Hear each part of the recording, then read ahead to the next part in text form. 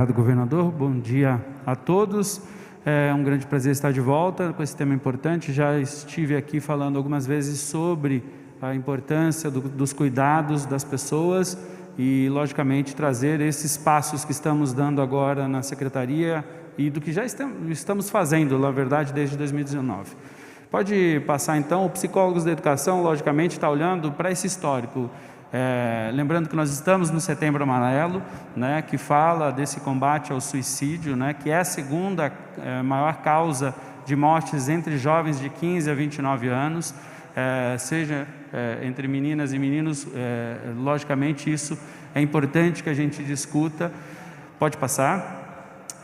Nós temos aqui, desde a pré-pandemia, desde o período anterior à pandemia, a ansiedade como um dos fatores que mais afeta os educadores, né? E 28% deles está afirmando sofrer ou ter sofrido algum tipo de depressão. Essa pesquisa também é recente. Quase 50% dos professores agora indicam que estão preocupados com a sua saúde mental, especialmente neste período de pandemia. 55% declararam que gostariam de um suporte emocional e psicológico. Isso é uma pesquisa feita pelo Instituto Península, que é bem recente. Pode passar.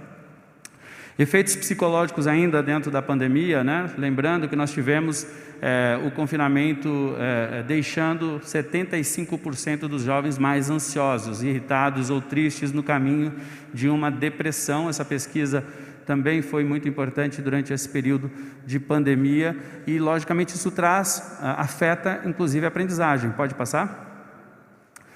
80% dos jovens, né, o Conjuve trouxe isso numa pesquisa bem importante, 80% dos jovens hoje estão dizendo o lado emocional tem me atrapalhado nos estudos, né, tem sido o principal fator.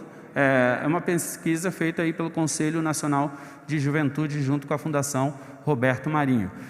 E esse aumento da ocorrência desses transtornos, como a depressão, portanto, o efeito também atinge os docentes e outros servidores, logicamente acaba afetando o próprio cognitivo, a aprendizagem em todos os seus aspectos. Então, nós precisamos cada vez mais olhar para a política de apoio à saúde mental, não só durante a pandemia, mas também pós-pandemia. Então, nós não estamos falando aqui de uma política que vai funcionar somente durante a pandemia. Nós estamos falando de uma política que veio para ficar e que será implantada pela Secretaria de Educação. Pode passar. Lembrando que esse aqui é o nosso mapa do planejamento estratégico. Eu marquei em amarelo ali embaixo à esquerda que um dos fundamentos que nós temos, né, para podermos alcançar a nossa missão, que é garantir a todos os nossos estudantes aprendizagem de excelência, um dos nossos pilares é cuidar das pessoas, né? Sejam eles os nossos colaboradores, sejam eles os nossos estudantes. E isso é fundamental. Com isso, nós lançamos no ano passado o Conviva, pode passar? Que atua em todas as escolas, que estabelece aqui estratégias de apoio, acompanhamento às equipes e, seja o docente, seja as equipes de apoio da escola, aos dirigentes, contribui para o clima escolar, contribui para a melhoria dos indicadores de permanência de aproveitamento escolar, ainda articula com a participação mais ativa da família. Isso é fundamental. Nós precisamos cada vez mais envolver a família no processo educacional e isso é algo importante que nós não podemos perder pós-pandemia. Isso está muito evidente, né, no envolvimento nesta pandemia. Precisamos aproveitar isso e cada vez mais aprofundar essa relação, articular e fortalecer a rede de proteção social também, que é muito importante. A educação não resolverá todos os problemas na convivência, então articular com todo o sistema é fundamental, seja com municípios ou com a própria rede estadual protetiva também. Pode passar.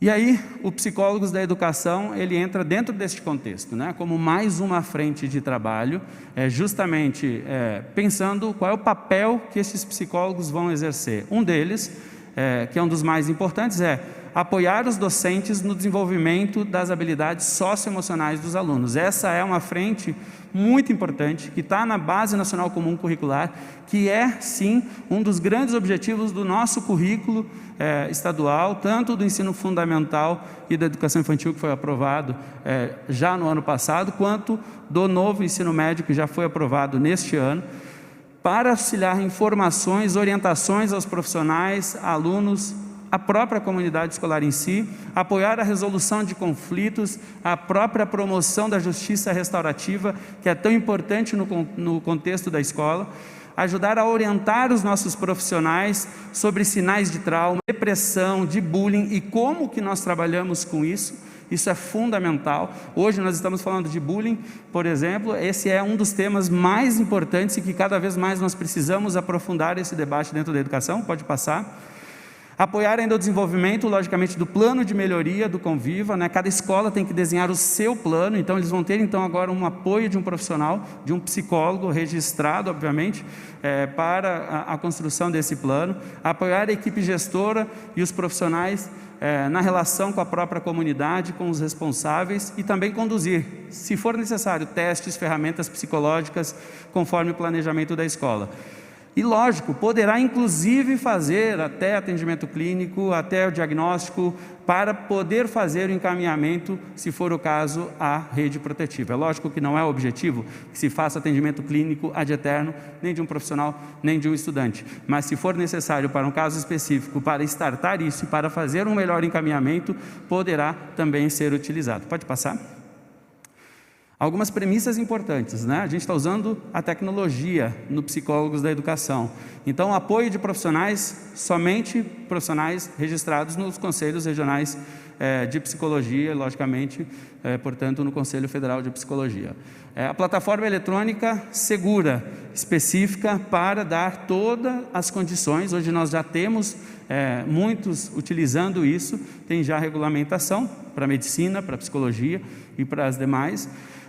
Lógico que nós vamos ter profissional dentro da secretaria para nos ajudar a fazer esta coordenação, a conexão entre os profissionais que estarão e a própria unidade escolar, a própria rede estadual.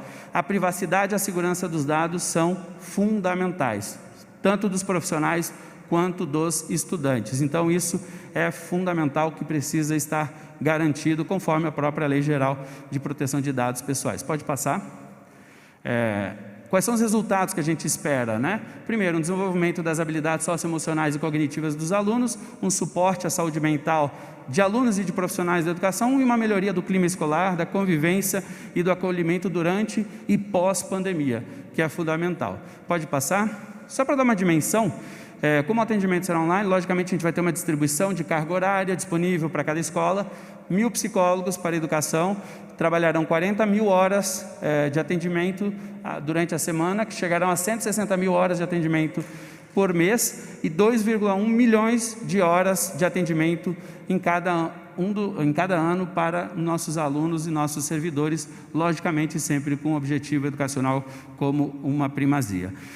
E governador, quero só aproveitar, concluindo, falar rapidamente sobre, pode passar, falar rapidamente sobre a volta segura da educação, algumas atualizações que saíram, apenas para falar rapidamente de 2 ou 3 pontos. Pode passar? Lembrando que, a partir do dia 8 de setembro, para as regiões que estiverem por 28 dias consecutivos no amarelo, de forma opcional, para a escola, para a família, mediante autorização municipal, considerando as condições locais, poderemos ter atividades de reforço escolar, como já foi explicado. Nós regulamentamos com uma resolução algumas coisas especialmente para a rede estadual durante essa semana. Primeiro, com o processo de participação da comunidade escolar, com pais e responsáveis, estudantes e profissionais da educação participando. Apenas participam os estudantes que tiverem anuência dos pais, ou seja, para o estudante participar.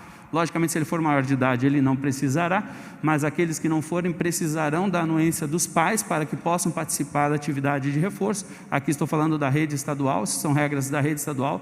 O limite diário da rede estadual será de 20%, obrigatoriamente. Isso é um limite abaixo, inclusive, do próprio decreto. É uma única rede privada ou a rede municipal poderão adotar aqueles limites previstos no decreto, se for o caso. Então, cada escola poderá optar pela reabertura, considerado essas condições. Pode passar? Lembrando que ainda a Secretaria já tem uma política de trabalhar com professores em reforço escolar desde o ano passado e nós estaremos continuando com a possibilidade agora do retorno presencial opcional. Então nós estamos ativando a resolução que já vem desde o ano passado falando do reforço escolar na rede estadual. Então os professores que tiverem interesse em aumentar a sua carga horária para fazer atendimentos exclusivamente presenciais para alguma dessas atividades aqui citadas, como reforço, orientação de estudos, enfim, de acordo com o planejamento da escola. Essas são algumas das atualizações, governador, que nós tivemos em relação à volta às aulas e, logicamente, a volta às aulas em outubro, aí sim, sobre o calendário, dependerá, logicamente, das condicionalidades de tudo que vai acontecer durante o mês de setembro, e nós vamos acompanhando ainda, junto com o Centro de Contingência, com a área da saúde, com o Dr. Jean, todos os acontecimentos do mês de setembro, para que a gente possa continuar com o nosso calendário e, se Deus quiser, melhorando cada vez mais a saída dessa pandemia. Obrigado, governador. Obrigado, Rosselli. Vamos agora à atualização na saúde com o Jean Gorenstein, secretário da Saúde do Estado de São Paulo. Jean.